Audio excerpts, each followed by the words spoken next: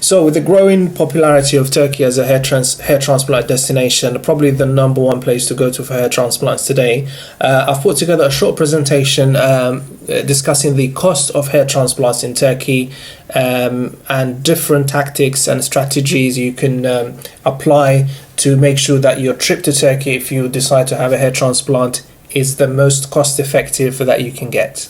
Welcome to this brand new channel all about hair transplants. My name is Jabril. I'm a pharmacist with a long-standing interest in hair loss and hair transplants.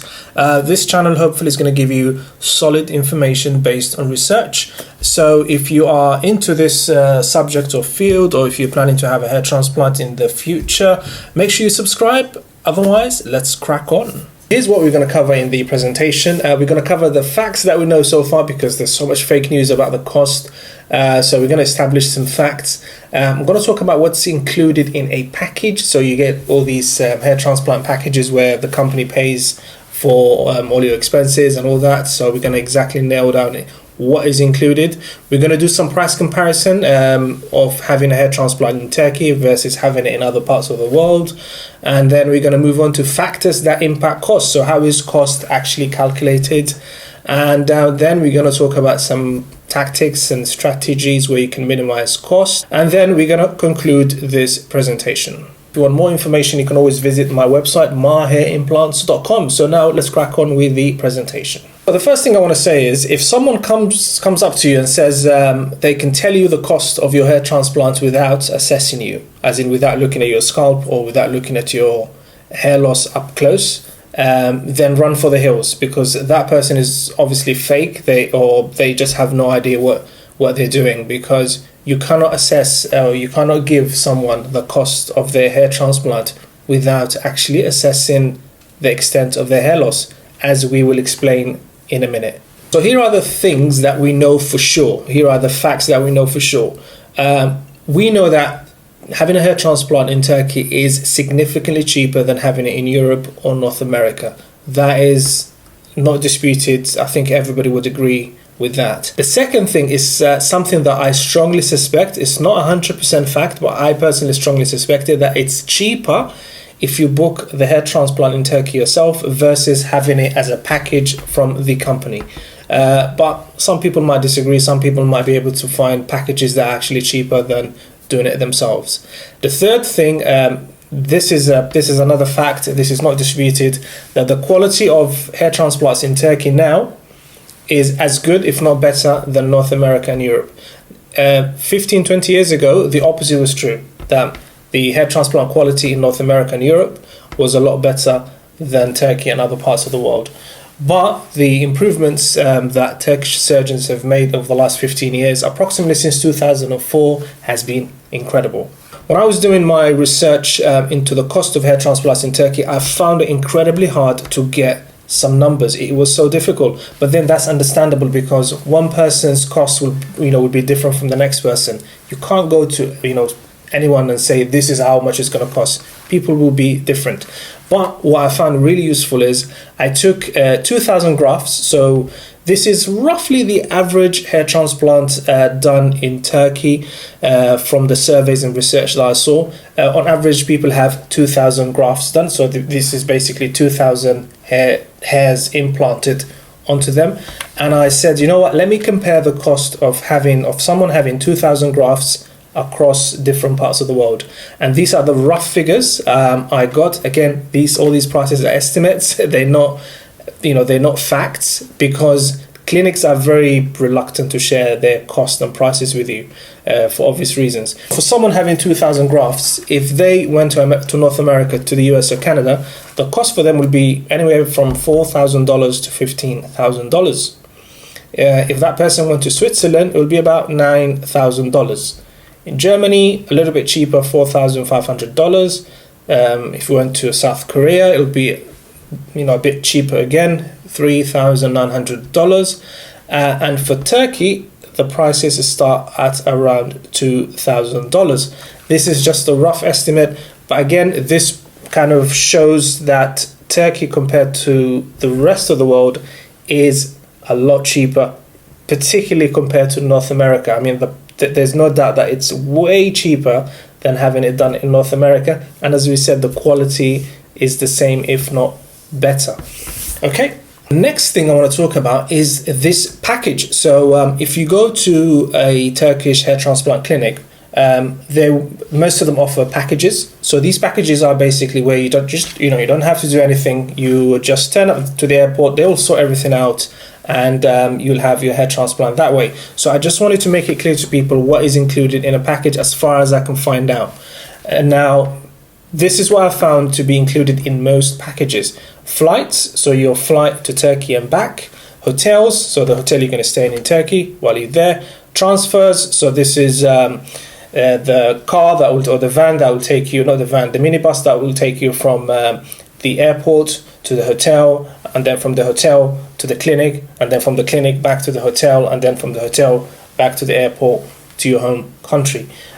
Pre-op checks, a lot of clinics do blood tests and other assessments before you actually have the surgery, so this is included. Obviously the surgery itself. The aftercare, so when you have a hair transplant, usually they give you some medications, some creams, some shampoos. Sometimes they see you about a week after your surgery. All that is called aftercare, and it is included. And finally, some clinics apparently do days out.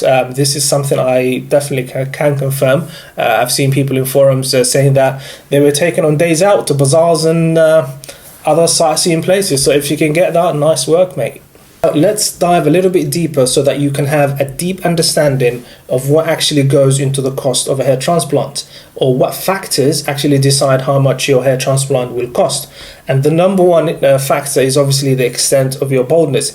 If you are very bald, say a Norwood 4 or 5 or above, if you don't know what the Norwood scale is, the Norwood scale is a scale of measuring how bald or how the extent of someone's hair loss. So obviously if you are very bald, you're going to need more grafts, you're going to need more work, you're going to need more time, and your hair transplant is going to be more expensive. That makes sense. The surgeon's fees. So some surgeons are very experienced, they're very famous, they charge a lot more for their time. Fair enough. Number and length of sessions. So again, this kind of ties a little bit with the extent of your baldness or your hair loss. If you are very bald, you're going to require more grafts. Your sessions are going to take a lot longer than someone who's kind of got minimal hair loss. The technique. So there are two main different techniques, the FUE and FUT. The FUT seems to be a little bit cheaper. Okay. The next one is one that people might argue, people might have different opinions. I personally think booking everything yourself should be cheaper if you are an experienced traveler. Then some people might not be very experienced, and it might be better for them to go with a package from the company. The final thing is the currency exchange. So if you go at a time when the currency in your home country versus the Turkish lira is kind of in favor of your home country, obviously you're going to get a better deal, and vice versa. Now let's move on to talk about some smart tactics you can use to save yourself potentially a lot of money.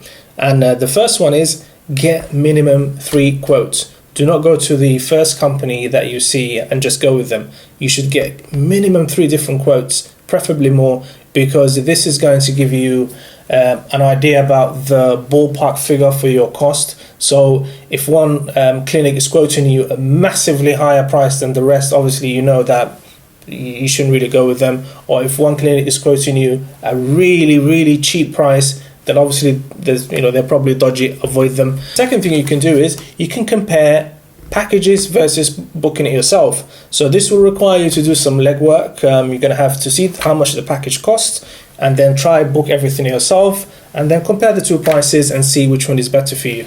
And then the next one is avoid peak tourist season. So for Turkey, that will be, I think, from May to September. This is when the hotels are going to be expensive, the flights are going to be expensive, the resorts are going to be expensive, the transport is going to be expensive. So just avoid, try and have it in the winter, maybe December, January, February. Those are the best times. And mega sessions versus smaller sessions. A mega session is basically where you have a huge number of grafts done, say 4,000 or above. Obviously this is going to be quite expensive. So if you need a lot of grafts done, as in you are significantly bald, then you need to work out whether it's better for you to have two smaller sessions, separate smaller sessions, or just have it all in one go. Personally, I would prefer, if all things being equal, I would prefer two smaller sessions, because then I think you just get better quality work. And the next thing is, come home as soon as possible. So once your surgery is over, don't stay there for another 2 or 3 weeks unless you got the budget. It's better you come home straight away, then that way you're not spending money on hotels and transport and sightseeing. But if this is a holiday as well for you, then I suppose you can do that. But if you want to minimize cost, you should really fly out as soon as possible, or as soon as your surgeon lets you fly back. This is my final message, and probably the most important slide in the whole presentation. Saving money should not be your number one priority. Getting an excellent result should. So that means if your number one priority is you're going to save every single penny, then I honestly think you should not be going for a hair transplant. Because if you don't have the budget, please just don't have it done. Just wait until you have the budget. Your number one priority is getting an excellent hair transplant. Money comes and goes. You can start a business next year and make the money you spend in the hair transplant in a month.